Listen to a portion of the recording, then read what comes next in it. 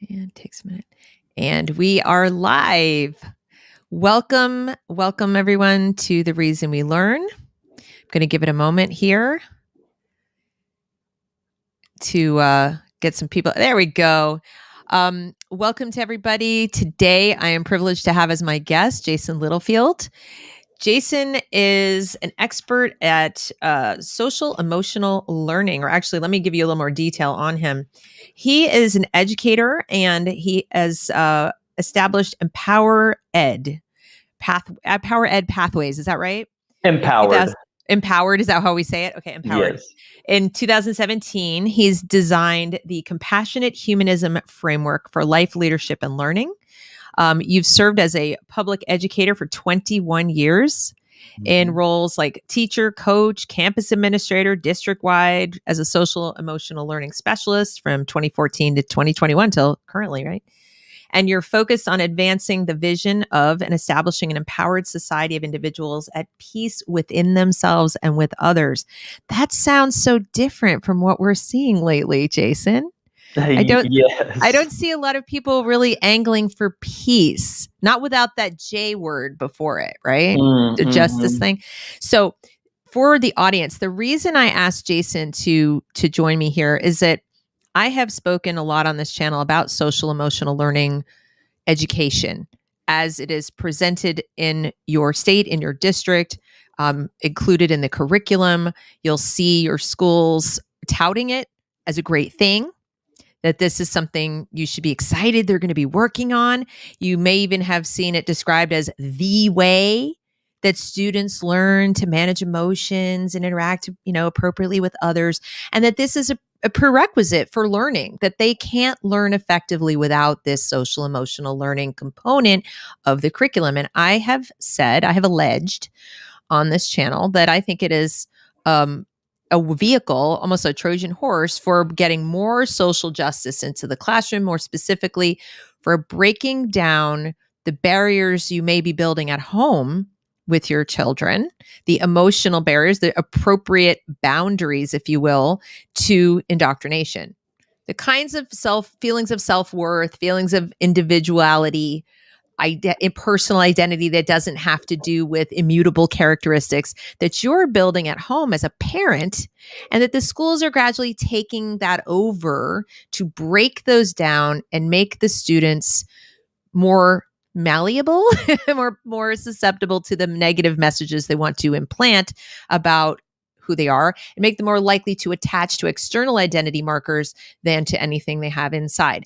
So that's what I've alleged, but I wanted to invite the expert to come on and say, first of all, is that right? And secondly, what's wrong with this that they are doing? What's wrong with what they're doing, and what should it be? So, Jason, am I right? Am I wrong? Well, everything that you said is right.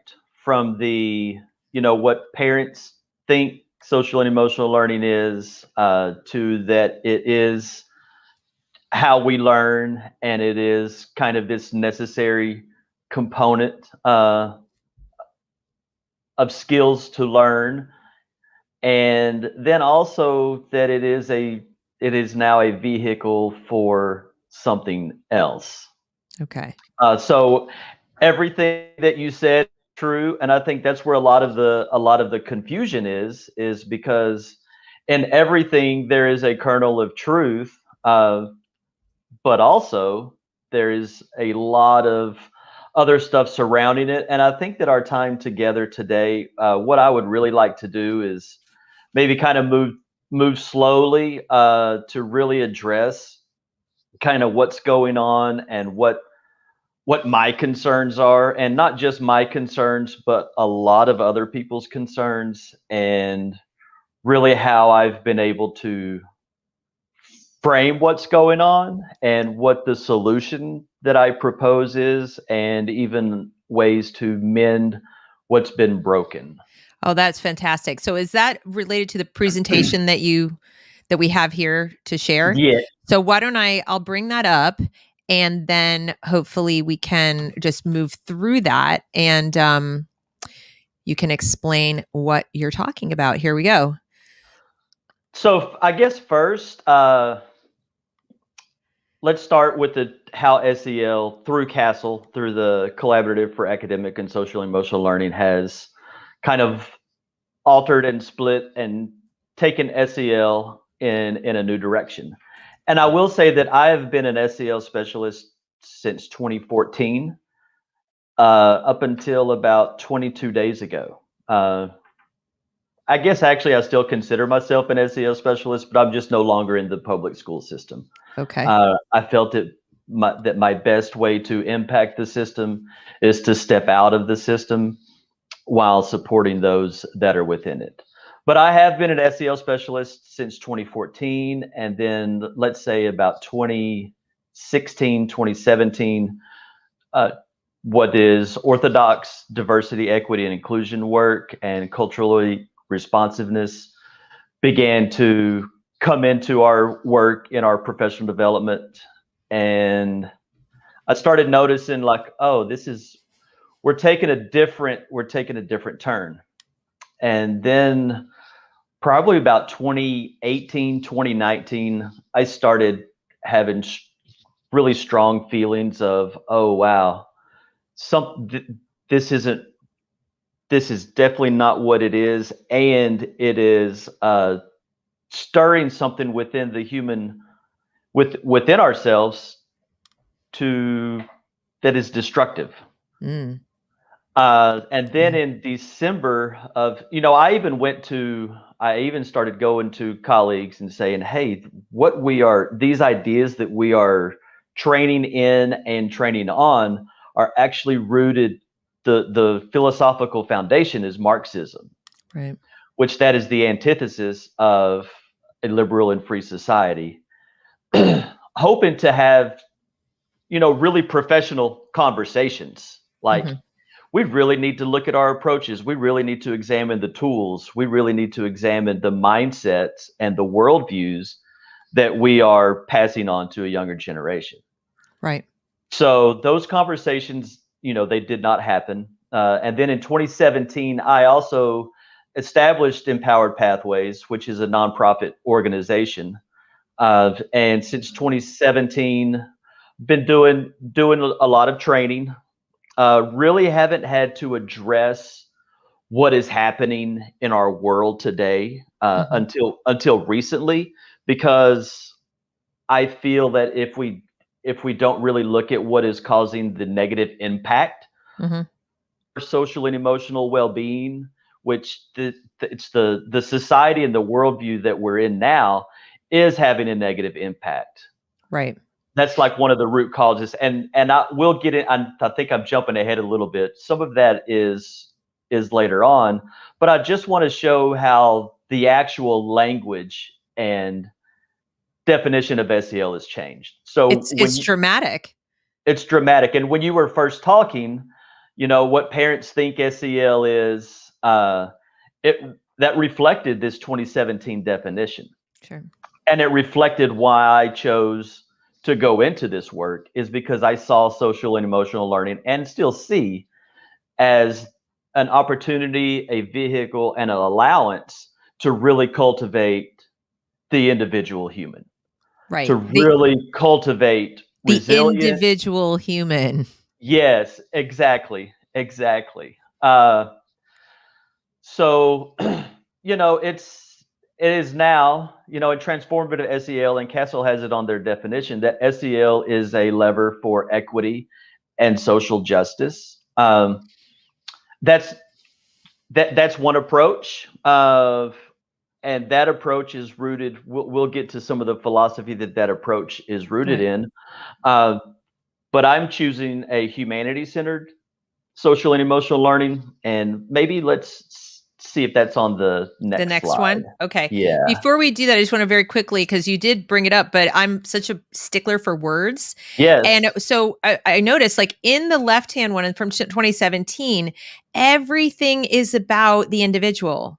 All the wording, that there's nothing in there that does say relationships, but it's from the individual's perspective. On the other side, you have words like co-learning, collaborative, community, lots of there.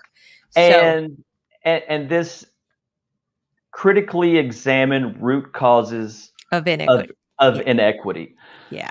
So I've been involved in these conversations probably since like heavily professionally, I'll say since 2016, 2017. Right. And we've never identified some of the, we've never actually got there. It's kind of like, so it's not like someone came to you and said, hey, Jason, we've noticed this evidence to Yes. indicate that we must make these changes to our definition and our program because it will benefit the student as an individual in these ways. It's just you sort of woke up one day and we're changing the definition to be more justicey or whatever. Yes. And it's like there was no real like evidence-based, these are the causes.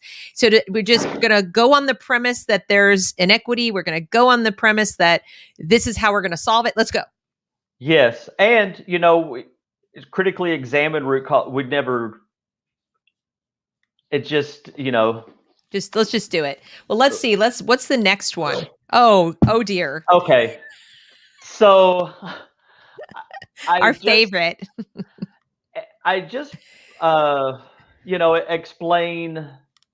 This is some of the philosophical roots of this movement. Robin DeAngelo, she's one of the big leaders in the movement, and her work is rooted in this philosophy. So here she's talking, about the Frankfurt School philosophers were some of the influencers here. And for, I guess, our audience and hopeful viewers that aren't familiar with the Frankfurt School, these were the group of heterodox Marxists that got together in the 20s, and trying to figure out why revolution didn't happen in post-war World War I Germany, and why the Bolshevik Revolution was not a unified proletariat versus bourgeois revolution.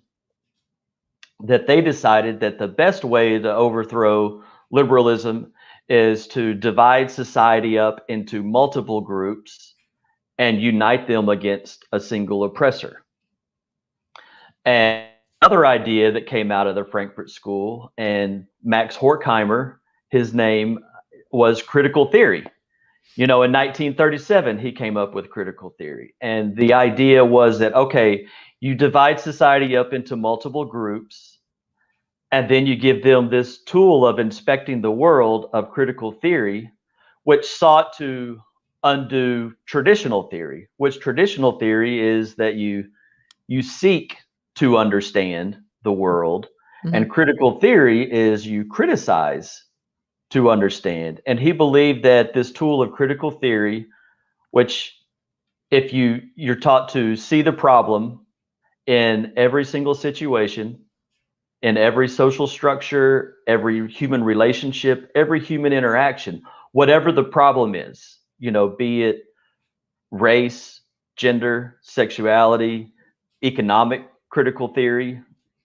So you always see the problem, and then on the other hand, you envision utopia. So that's and if you really try to, think about a problem that you have in your life and only see the problem and only envision utopia, and then when you get to logic and reason, you can't use that because that's something bad. This sounds like a recipe for clinical depression. I mean, it's almost like, hey, let's give people depression. Let's do it this way. Well, so an interesting fact about that is the purpose of this movement. Let's move to the next slide. Let's see if that will help. We may flip and toggle back and forth. Okay. So this is the wrong one. Well, if you can adjust where it says NeoMarxism. Oh, here. If we can move that NeoMarxism, yes, back over. I see what's going on here. Just so that's back there. Okay. So because that could be there. You go. Okay. Got it. So speaking of how that is setting up a recipe for depression. And that idea was, really put into place 190 years ago, because they believed that over time, those individuals would overthrow their societies. Sure. And the way to do that is that you crumble the individual from the inside out. So really cultivating depression and cultivating the anxiety. And that was one thing that I started to notice. We read every day about the mental health crisis in this country. So I started to notice that our social and emotional well-being is being severely negatively impacted by this movement. So I spoke a little bit about critical theory and what that is. And so critical race theory, I know that's the big buzzword, and everybody's having really strong emotional responses about critical race theory. But if we could really kind of slow down and broaden that conversation out. Sure. Because I think that some people have a understanding that critical race theory is just looking at real aspects of history and really, examining human atrocities to make sure that they don't happen again. And that's not what critical race theory is. So it's the ideological grandchild of critical theory, which was a Marxist tool. So I think one way that we can start to really look at critical race theory is that this is a Marxist structured tool for examining race. Right. I've been trying to move people on my channel, my audience, towards an understanding of critical pedagogy. So if we're speaking in the educational realm, anything with the word critical, you've got to change your mindset from thinking it has anything to do with critical thinking and the classical liberal style of to understand. I learn and I examine and I observe using my five senses to understand. No, as you said, it's to literally critique, to criticize, to tear down and break apart. And that's fundamentally different than what most people usually understand. But it's critical pedagogy or critical theory, period. And that critical race theory is just the racial branch, right? Yes. And that you have these different branches to deal with different components of human existence and understanding of human interaction, human society, human culture. And that's just one, tiny one. You could remove that and you still have huge problems. Yep. And then, you kind of alluded to a little bit of postmodernism, which is that constant deconstructing. Right.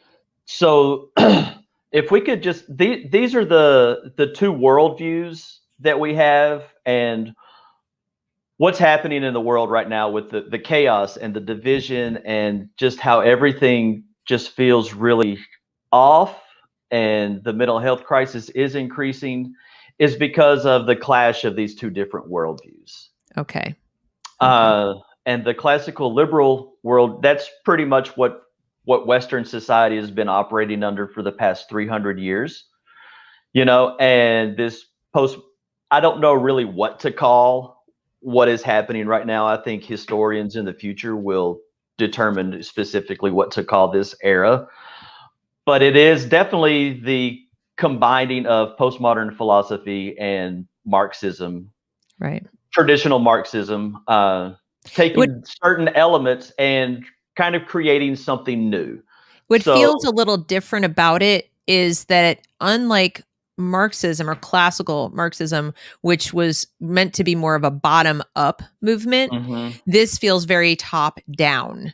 Yes. So that the people putting the most energy, money, and time behind it are the elite. You have people in academia, people in elite politics and entertainment and journalism, and it's seems to have started up here. This isn't a grassroots thing. This isn't people on the ground saying, I'm dissatisfied, let's make something, which was sort of more Bolshevism or even, Marxism to begin with, although he personally was elite or child of elite. His movement, or what took off in the actualization of Marxism, because it started off just a book, right, was from the bottom up. So to me, that's in my, not like the way I'm a novice at this, but in my way of thinking, it feels top down, and that's one of the differences. Well, it does feel top down, and I do think it is. And it tugs at our human, responsive compassion. Sure. It tugs at love. I talk about how love and rage have both been weaponized by this movement, and that's why I think it's really important to look at the two distinct worldviews and really think about, okay, in this moment in time, especially educators, especially parents, to realize that right now what we have is a clash of two worldviews. For sure. And one worldview is designed, the telos, the purpose of it is to liberate the individual, is to figure out how to have a society that honors and recognizes the individual as the moral authority of society, and a society that works on reforming and building, Right. and coming together to discard bad practices, discard harmful ideas, and constantly figure out new solutions. Sure. And pursuing truth, goodness, and beauty. Right. Right. I have Judeo-Christian values here. I want to just like stay on the base surface of this with ideas of, love thy neighbor, grace, forgiveness. Also, don't murder. That was a good one. Yeah. You There's know, no ends justify the means when it comes to violating other people's rights. right. And so if we could just flip over to the other Sure. side, this postmodern This one more. NeoMarxism worldview, the telos of that is to destroy the other worldview. Like the whole purpose is to destroy the individual, to remove individual autonomy. The movement views the individual as the problem, Mhm. and that if we can just remove individual autonomy, Mhm. then this perfect vision of humankind will emerge. Now, I'm going to ask you a question you may not know the answer to, but I'm curious if you've ever thought about this question.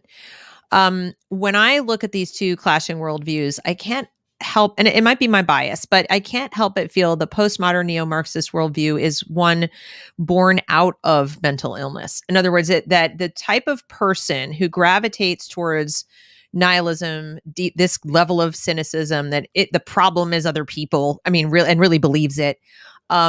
This is a very unhappy person. Like, this is a person that it's like, I feel like something is fundamentally broken in this individual, that they would gravitate towards this, that they would want to do, have this worldview that, in other words, that while they might say, I want to bring about utopia, I don't think nihilists really care about utopia. I think they're more like, I just want misery loves company. I'm miserable and I want everybody else to be equally miserable. And how dare you be successful? How dare you be, that can't be. In other words, my ego can't handle anybody else, any other individual being happy or successful, or things being good around me if I don't perceive them as good. So I got to make it bad. That's my feeling, because especially with the top-down version of this, I don't believe that the people sort of with the most power to affect this, especially in education, believe this. In other words, believe that there's a utopia on the other side. And I feel it's more about control. That's my gut read on this. And I'm wondering if you'd ever thought about any of that. I have a lot, and this movement is attracting those cluster B personalities. Okay. It is, and it rewards that behavior, and it cultivates it, and people are forming community around that idea. So, and if you think about it, it is cultivating the worst aspects of our human traits. That's what those are the behaviors that it's cultivating. And the purpose of cultivating those behaviors is for the those behaviors are the destruction of civilization. Right. I want to bring up a comment that someone made a little while ago, because it's sticking with me. It's so accurate. It says intersectionality is a communist trying to understand individuality and doing it poorly. And the reason that sticks with me is when I think of someone who's cluster B, I think of people who actually fundamentally don't understand that other people are separate individuals. Like it doesn't compute. And so they act parts, they put on personas. And so it makes sense to me that they would understand individualism or individuality as a series of external markers or masks or costumes, almost, that, avatars that you wear, because they don't have an inner, they just don't have the capacity for empathy the way someone who isn't cluster B would have. So that stood out to me, and I wanted to bring it up because I think it's a pretty good summation. What do you think? I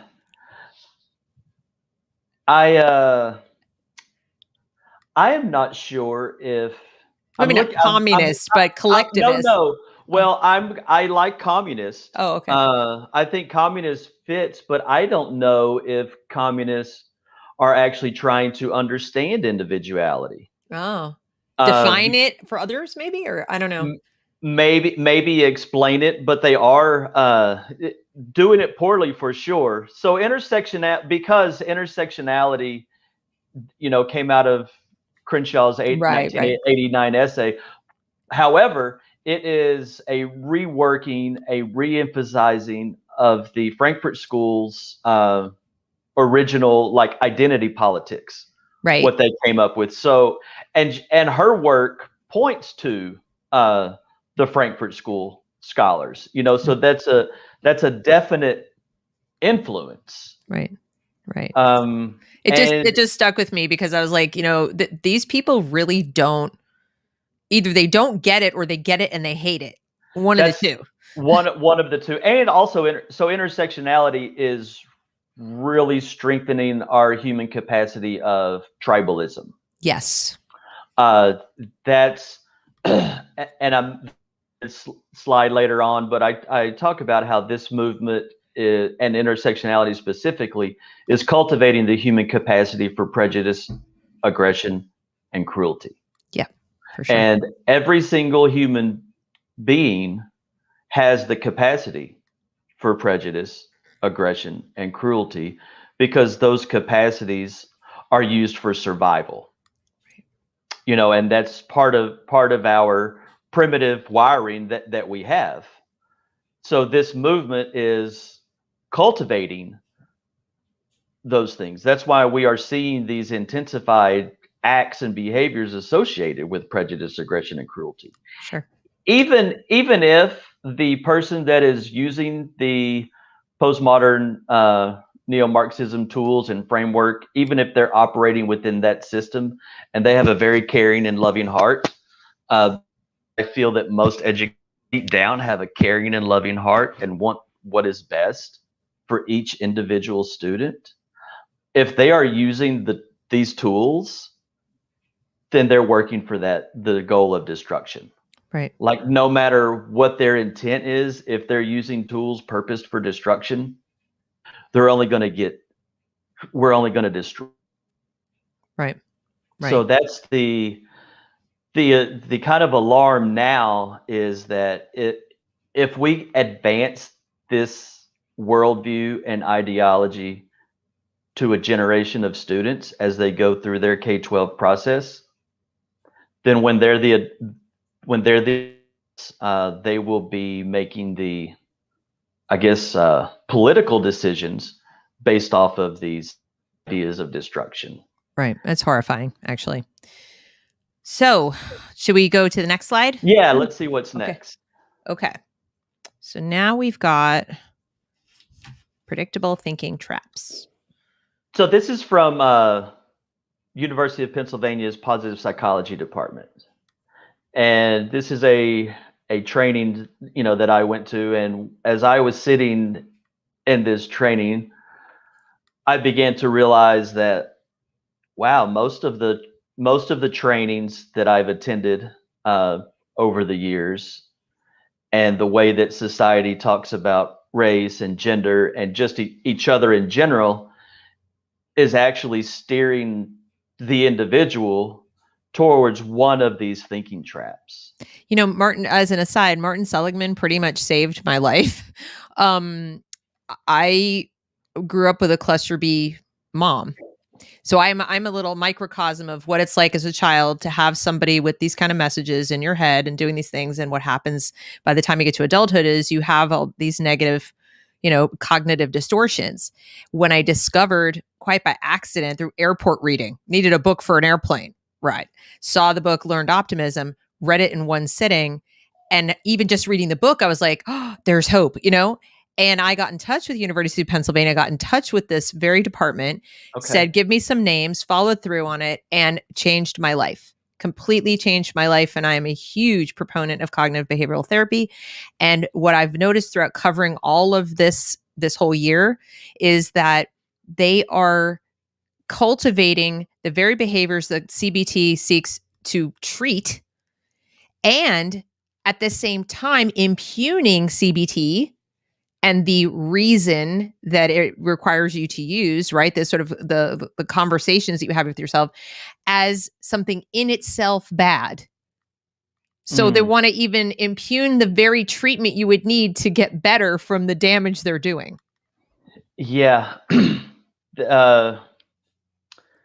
Setting up a lot of blocks for personal well-being. Without a doubt. Yeah. So I want to mention that because I'm personally an example of how important this is, what you see on the slide. So I'm going to shut up now and you go ahead and explain it. But I appreciate it. And I just, wanted to leave that up for people to look at as we are, right. As we're talking. But this is another one of my concerns, is that these are the thinking processes that we're passing on to children.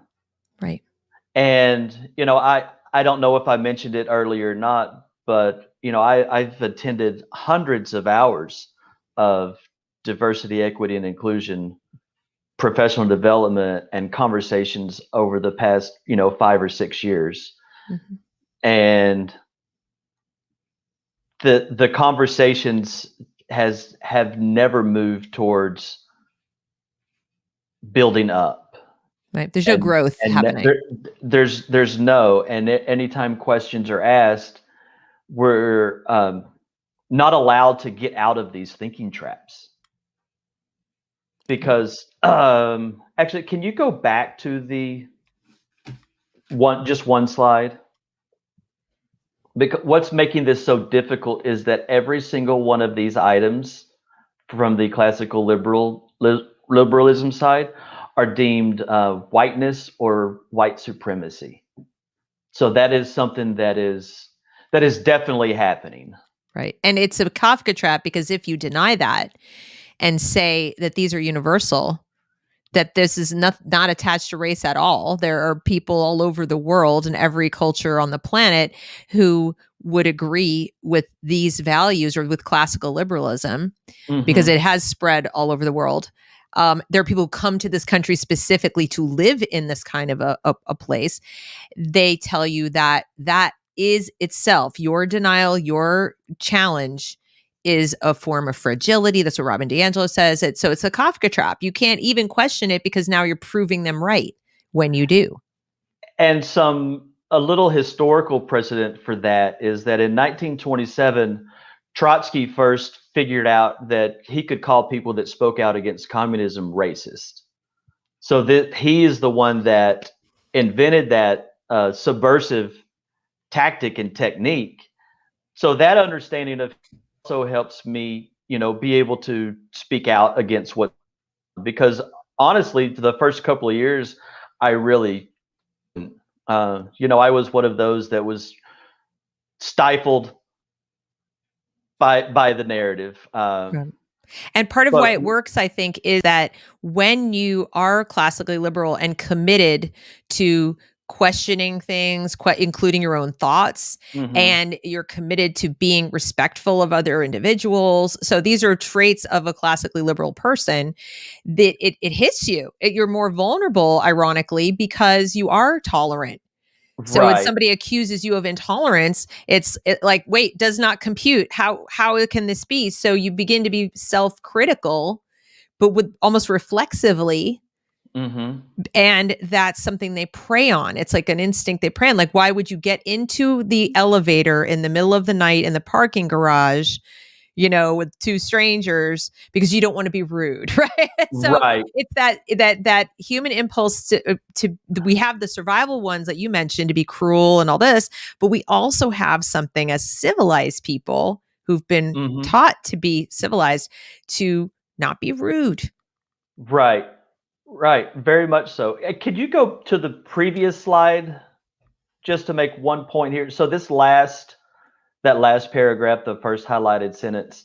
So this is D'Angelo talking about how this movement is a rejection of liberalism. So I want to make it clear that this is not me or people saying, "Oh, this movement is against liberalism." This is, Robin DiAngelo saying that it is. So I feel that people have to really be aware and figure out where they belong. Is Western civilization something worth speaking up for? Is Western civilization something that's worth saving, or just sit back comfortably and let it dissolve? Well, you But won't be comfortable for very long. no, no, You no. do. I don't mean to laugh. It's terrifying, but it's true. These things aren't static. Everything, even the people who are attacking classical liberalism and Western civilization everything they're using is a product of it. So Hmm. it will not continue to exist. And we have examples. We have all kinds of evidence. But if you are of a mindset to reject evidence, you're not, they're not even seeing it. Which kind of brings me to another question I had for you, which is, um, do you think the people who are doing this at the ground level, you mentioned the teachers, that they probably are big-hearted and they probably think they have good intentions. Would you equate this to a kind of cult? In other words, that they are blindly faithful to this idea and they're not really thinking about it in terms of consequences. John McWhorter talks. He brings a lot of religion comparisons, looking at it and seeing people involved in this. I will say there are definitely cult qualities. Okay. In fact, I was talking with somebody recently. I said that I feel like I have left a cult. I have, stepped outside, but Right. You're a there heretic now. are. I've been I've been one for quite a while now, but Right. yeah, it tugs on that spiritual need that we all have as well. Yeah. Yeah. The missing the what do they call it? The um what's it anyway, there's a missing piece inside the spiritual Hmm. void that of meaning. And And that is being replaced with nihilism and cynicism. yeah. Yeah. So that's another, not to really get too deep of where we're at, but Right. that hole in that void is being filled with this constant state of nihilism and destruction. Right. Now with the other slides, are we going to get to the part where we can explain to the audience Yeah, like let's how it works? Yeah, okay. how what works. Like how um SEL in school, like what they're actually at a practical level, like doing, or a praxis level, doing to the children, how this stuff we just talked about manifests in their messaging to children. Well, So, that is going to be brand new this school year. so we haven't even really seen it. Right, Okay. right. Because Castle, they just changed their definition in December of 2020.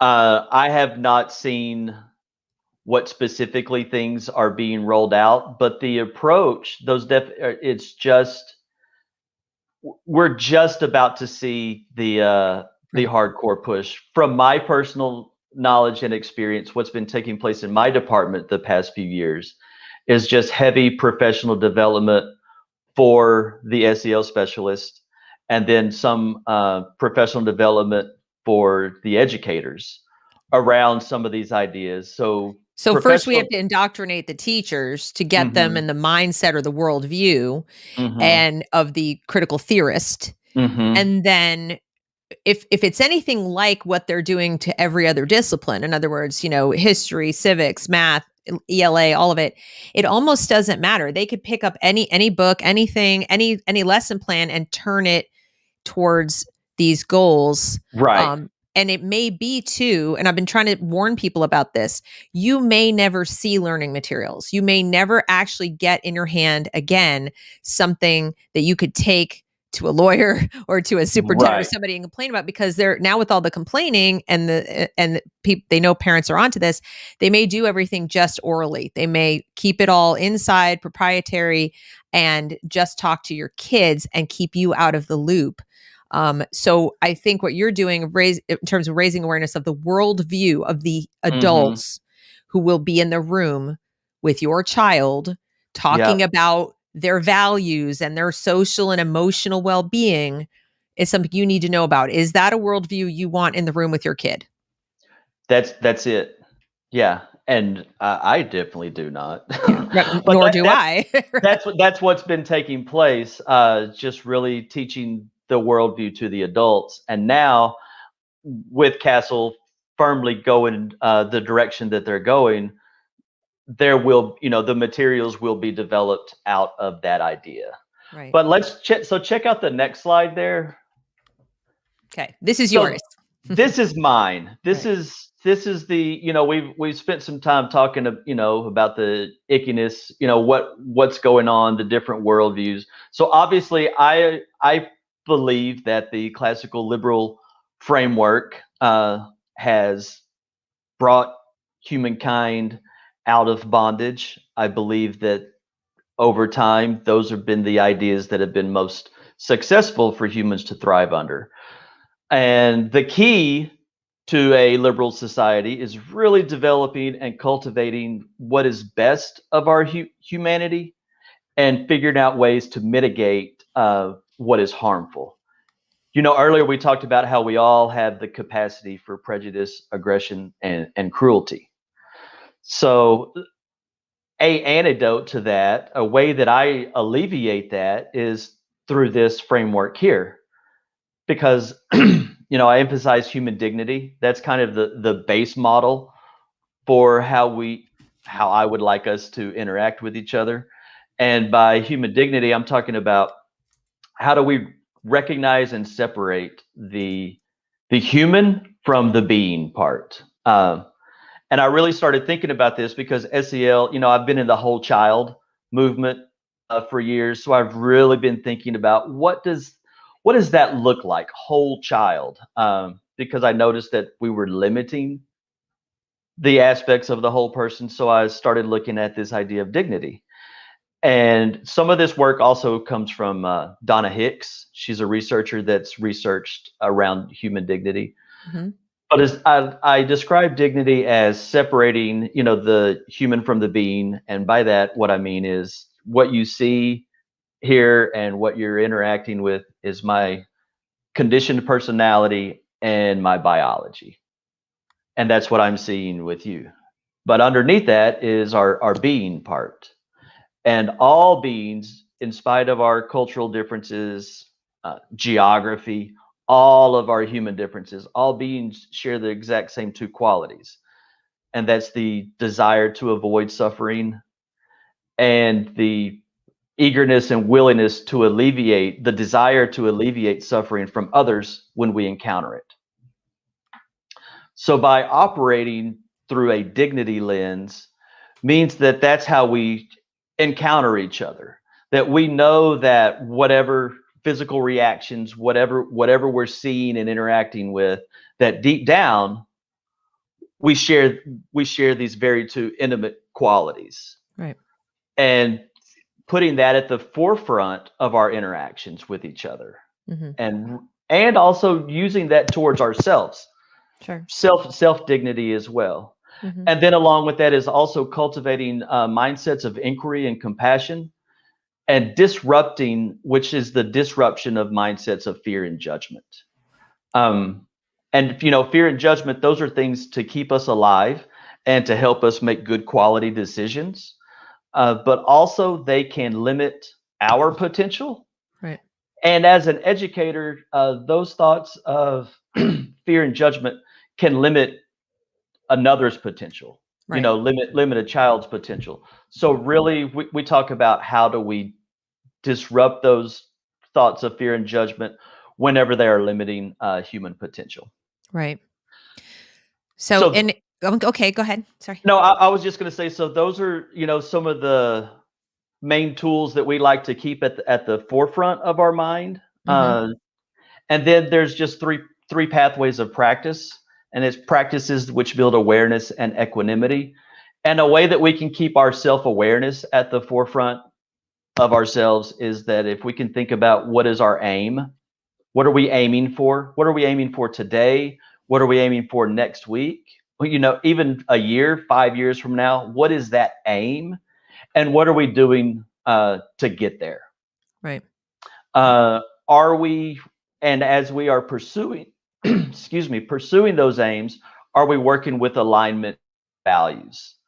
Because we do a lot of, I talk about a value-centered identity, Mm-hmm. and really working from a place that is within our values. Right. And when working with, schools and larger groups, we identify what are your common values, and getting people to talk about what do those values mean to you, and then those values become the working agreement for that group. And then also awe. I had to think of another A. Educators like those things. So aim, alignment, and awe. Which awe is, how do you connect with something greater than yourselves? Right. I'm sorry. So I'm just making sure I'm on ahead. the right slide. Am I on the right slide for this stuff? You are. Okay, good. All right. So just making sure. And I'm noticing, even looking at this, that there, the development of the self and the strengthening of all the best qualities in the self is what I personally believe, and it looks like you're reflecting here, makes it possible for you to effectively and compassionately and like in all the good ways interact with others. But you start with the self.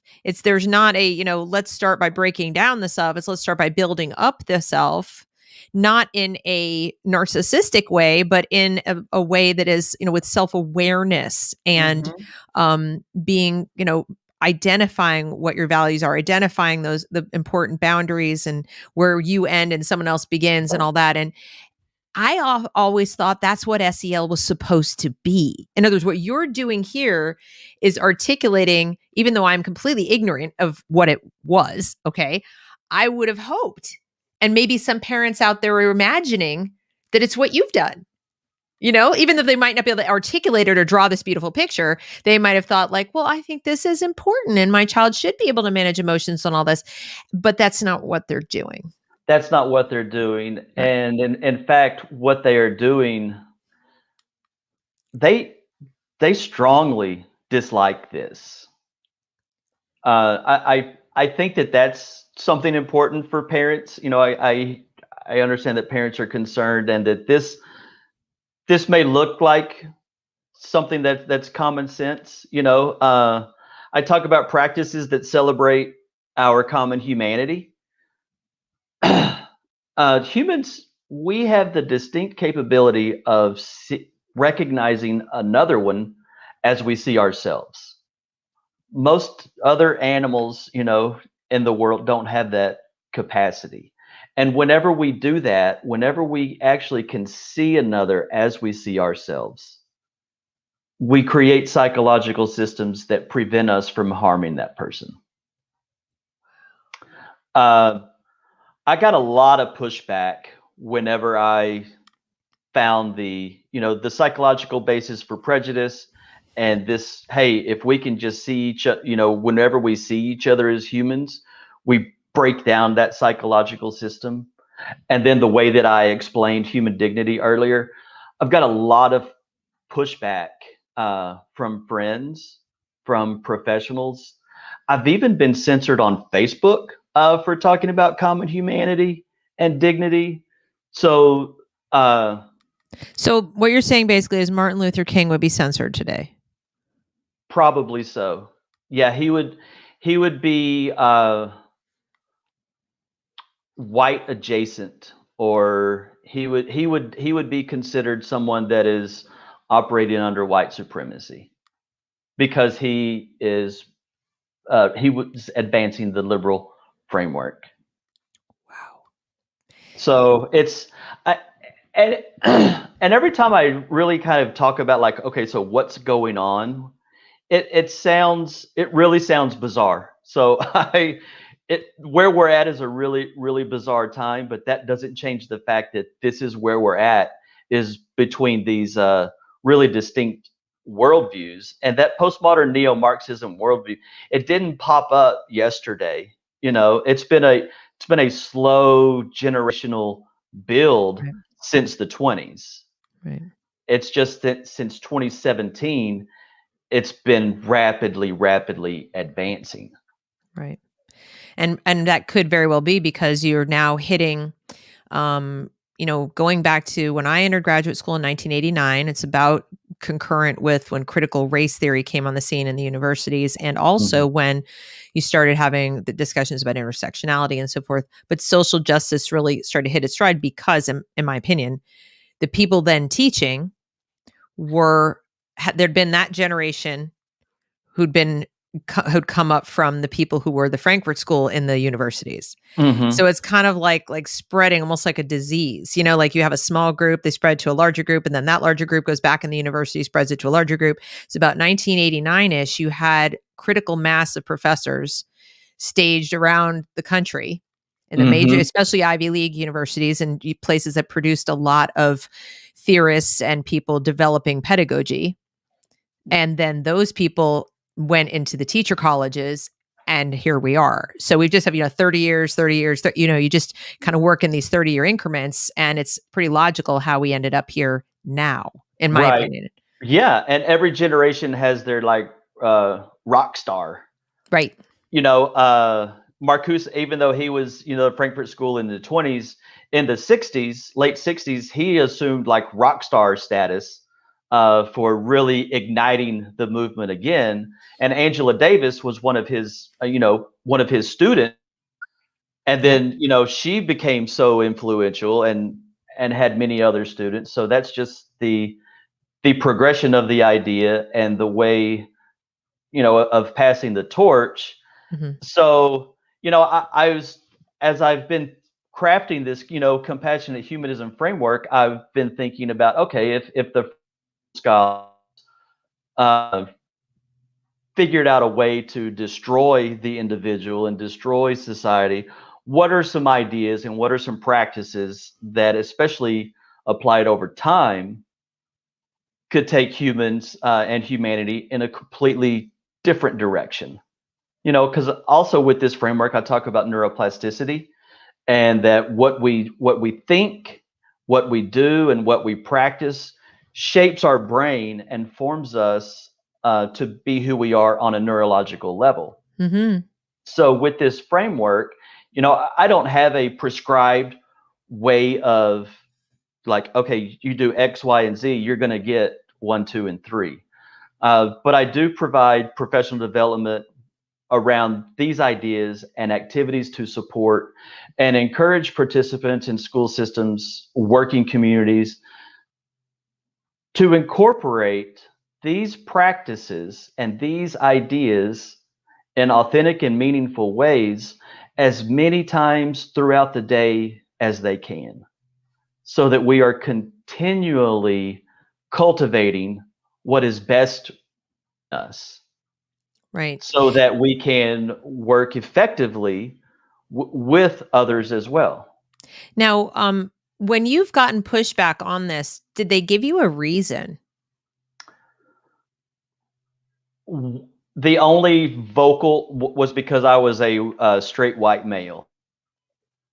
So just So ad hominem. We really, don't like the source, and that's it. right. So I just said, okay, that's the Marxist part. That's the party line, is for you to say that. So I understand. I see. But I did have, so this last week I put on a series of online free events, and I did have somebody come, and she'd mentioned that she came to see what the opposition was talking about. And I wanted to like clarify immediately. I was like, please don't see me as the opposition. I'm not. I guess the only side that I am on is the side of Western civilization. Right. But one thing that she really said, she's like, I'm glad to see you talking about human dignity. And then I told her, I said, the fact that you and I are engaging in this very fruitful conversation shows that we are not on different sides. I feel But like there's another category of people, and they're people who want all these things. So mhm, they want to pursue human dignity and individual liberty in this, but I think they have a sort of one-dimensional understanding of what that is, and they're just wrong about how to get it. In other words, for some reason, and I believe it's because they were not taught in their education how to be active thinkers, how to be critical thinkers in the classically liberal sense. So when someone tells them that the way to human dignity, for historically marginalized people, is the way they put it, is to be very aware of racism and be very aware of oppression and be very aware of to be critically conscious, and then somehow that will magically result in dignity. They don't feel the need to explain how it works, the mechanics of that. They're told this will deliver Y, and they say, well, I want Y, so I will do X. right, And if the people who are more critical thinkers, or who are, I would say, have a much more complex understanding of human dignity, will sit there and say, but that doesn't make sense. It yeah, doesn't really compute. Like, how though? And when you ask how, you're told again with the you can't question it because. So you're running into people who are okay not questioning it. I was mhm. told this, I want this thing, I'm told if I do this I'll get it, so I'm going to go with that. And I think there are a lot of people who fit that description. There are a lot of people. A lot of people are just trusting people. I mean, if the school system is saying it, if this is what we're learning in college, if this is what all the celebrities are talking about, if this is what the world presents as the right way, then I'm going to do this. I Right. have to do this the quote unquote right way. Right. And The cost to exit is high right now. And somebody mentioned that to me the other day. I think it was on a Zoom call I was on, that there's a cost to enter a mindset or a worldview, and there's a cost to exit it when, as you yeah, point out, it's mainstreamed. yeah. And I feel sometimes like we on the compassionate humanism side, or whatever, the classical liberal side, have to really think about that and be honest about it, that we're dealing with people who have a very high cost to exit, Mhm. and they're afraid of being marginalized, shamed, losing their jobs, all these things. And so what could we possibly do? I mean, we can explain this all day long and it makes perfect sense to us, but how much are people willing to risk to change their minds? Uh, I hope a lot. I know that so I stepped back from public education. I walked away 22 days ago. Right. I walked away from a career that I'm 9 years away from retiring in, um, because this is the cost that I'm willing to do. Right. I believe in these ideas. I believe in the team, that Empowered Pathways is now. And let's check to that next slide. I can kind of start moving into to our team a bit and other things that we're going to do. Oh, okay. That L slipped. There you go. Okay. I wonder if I can do it. One of our new teammates is Eric Smith, and Eric, and Eric talks about empowerment theory, and that's where a lot of his work is. He talks about the intrapersonal, the interactional, and the behavioral. So we are going to really this is the combination of both of the things that we've been working on. So we're going to take this work and really do some diversity, equity, and inclusion through that liberal framework and through ways to empower the individual, because what we're doing now is attacking and destroying the individual. So Eric and I are going to really be working on this. We're doing Empowered Pathways we have 3 big goals this year, and that is to explain what is happening in our society in this moment. What are some of the historical origins, and what is the impact that it is having on us, and then provide an alternative. And then let's look at that next slide.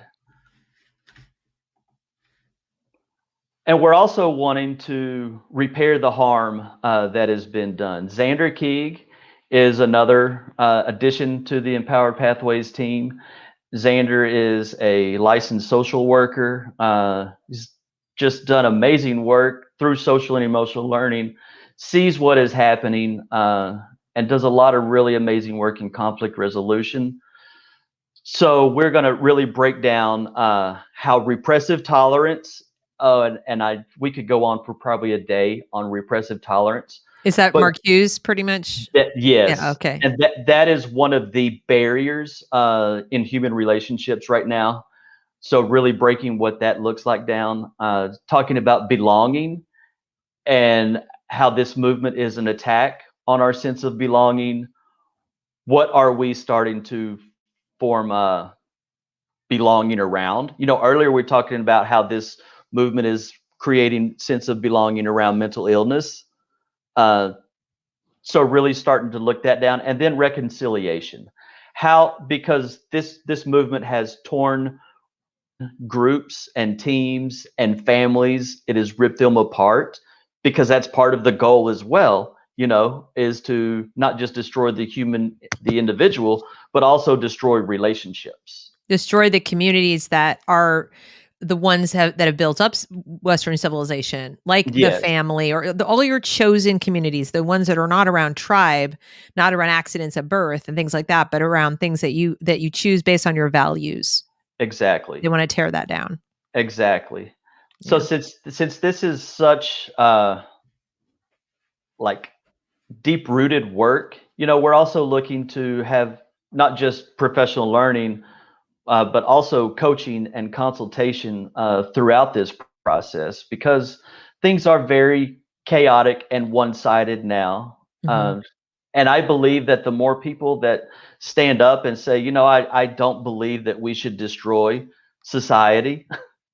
If we could just start from there, if we could just start from, okay, am I a builder or am I a destroyer? And choose one of those worldviews and frameworks for there, and begin to have conversations with those in our communities, in our schools. Are we builders or are we destroyers? And are we using the tools that support what we said?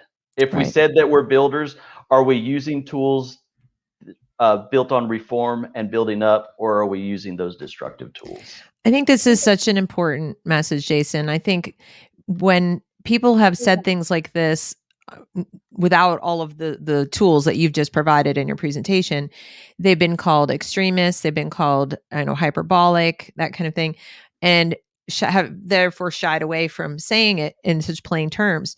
But I think it's very important for people to understand that this is a major threat to Western civilization. This really is one of the most grave threats I think we've faced. I mean, certainly in my lifetime, if not since our founding. you could say the Civil War, but we still, believe it or not, even in the middle of the Civil War, had our foundational values were the same. We had a difference of opinion on one component, although it was huge.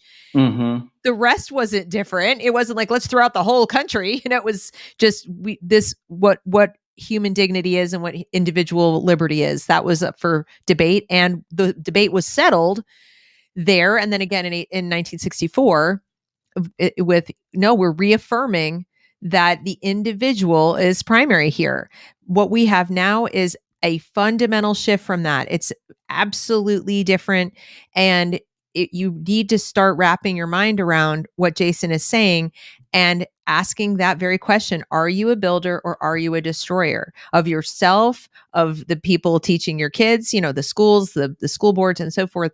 And now you have, I hope people will I hope you're okay with people using like your presentation, even, taking notes and so forth, to ask questions about this. How can people support you? How can people try to get this into their communities, into their schools? Like in North Carolina, where I live, they use CASEL. It's all over the North Carolina Department of Public Instruction. Mm-hmm. CASEL. It's like the greatest thing ever. I would like to take this and go straight to the lieutenant governor's office. He has the task force on education, and pick up the phone and call and say, can I show you something?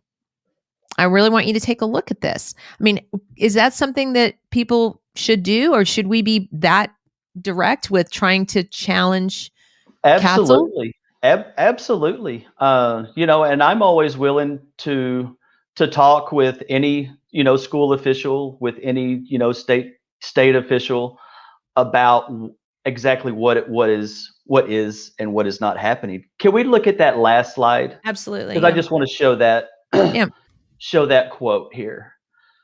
And talk about that our brains are wired to fit the culture that is placed on us. That's part of, we're equipped with this hardware and software, and our brains are wired to adapt to whatever culture is placed on us. Right. And right now, the dominant culture is a culture that values destruction. It is a culture that is, seeking to erode the individual. And it's happening, in the United States, Canada, New Zealand, Australia, Great Britain, all throughout Europe. Every Western democratized nation is involved in this process. Right. So, if we want to, we can change our brains, we can change our behaviors just by the way that we think. Right. So and on that, I'm sorry. On that note, and I know that you have to wrap up in a couple minutes, so that the parents watching can contextualize this in their own lives with their own children. I became privy to a story overnight about some teenagers who were present at a school board meeting, and they have been indoctrinated. They've been indoctrinated into this worldview, and they went to some adults' homes after this meeting, dumped the trash all over the lawn, trampled through the flower garden, rang the bell at 2 a.m, and basically harassed the parents who spoke up, on behalf of their children and against some of this stuff, that these teenagers have taken this worldview into action. So what do people need to understand in terms of what's at risk here? And then, how soon? I mean, if they start real young, what are we looking at damage wise? I guess the end of Western civilization, the end of a world that values, somebody that's pursuing happiness as long as you don't hurt me. That's the thing that we're ultimately at risk of.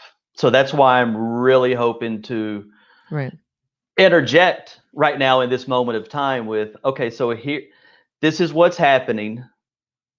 Here's a solution for those that believe that, if we can cultivate the individual, and if we can really get to that spot to where human dignity is what we value and it is what we interact with, then we can begin a different way. Right now, if we look at where society is as a whole, it is its societal brain is pursuing destruction and has become very good at being realistic and being cynical and being tribal.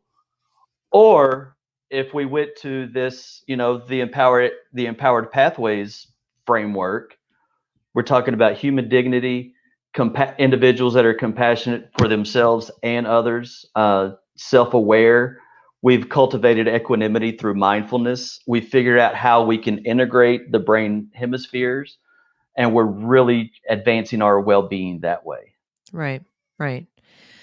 Well, I know what I'm going to do with this. I mean, as I said, I've got a big mouth, and I'm definitely going to keep talking about this topic on the channel. I'm going to try to reach out to the people in my state, and I hope anyone who's watching will do the same. This message needs to be, because it is a top down problem. It needs to be elevated. You really need to take it as high as you can take it. If you know people who have these connections, make them aware, because it started this way, it's going to be dealt with that way. We can try a grassroots movement, but until you make the powers that be aware of what's going on and how dangerous it is, because I truly don't believe that many of them understand. I think you have people who, as I said, have a superficial understanding of the words, and Mm-hmm. they think, what's wrong with this? I don't understand what the problem is. So they're busy, they're doing other things. Make them aware. Make them aware, show them the evidence, and keep doing it until it sinks in. It's not going to sink in the first time because we have a natural inclination to reject this message, right? Right. It's too Could, scary. it is. Could I get you to go can I close with another question? Go back, I think 6 slides. Okay, one, two. So was it this one or the one before with Robin Th- DeAngelo? This It's one. that Okay. one there. Okay. So I heard you say a good starting place is, you repeated that sentiment. Am I a builder or am I a destroyer? Another question, and this is also for the CRT is bad, CRT is good, debate, is that which worldview, which one of these frameworks is best for addressing human atrocities?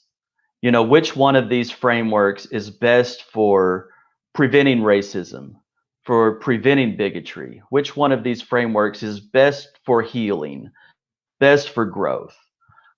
Which one of these frameworks it is best for addressing those? Because it's not that atrocities and disparities don't aren't here, because they are.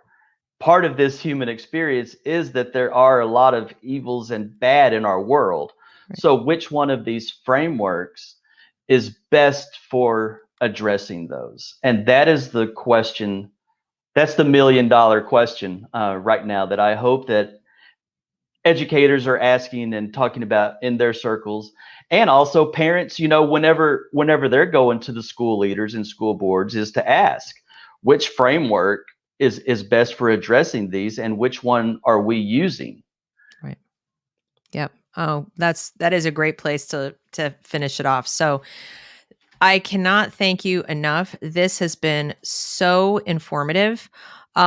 Is there a publicly available copy of this presentation on your website or something? Is there an address I can give people to visit to The learn more? There's not a copy of this presentation, but the Compassionate Humanism, a lot more detailing it and ways to contact me are on the empoweredpathways.org website. Okay. So empoweredpathways.org. .org. Okay, I'm going to put this up, guys. I hope I spelled it right because I type fast. That is. Yeah. So this is where you want to go to learn more about this. Please share this information with people in your inner circle, in your parent groups. If you have the ear of somebody in your school district, this is really, really important. Obviously, we think it's an existential threat to Western civilization. So, and hope that you will agree as soon as you study it more. Jason, thank you so much for your time. I know I'm going to want to talk to you more in the future and check back with you. So please keep the lines of communication open. And sure. I'm 100% on board with this and 100% on your side. If there's anything I can do to keep getting the word out, just let me know. All Cool. right. Thank you so much. You have everybody. Thank you for coming and have a great afternoon. Thank you.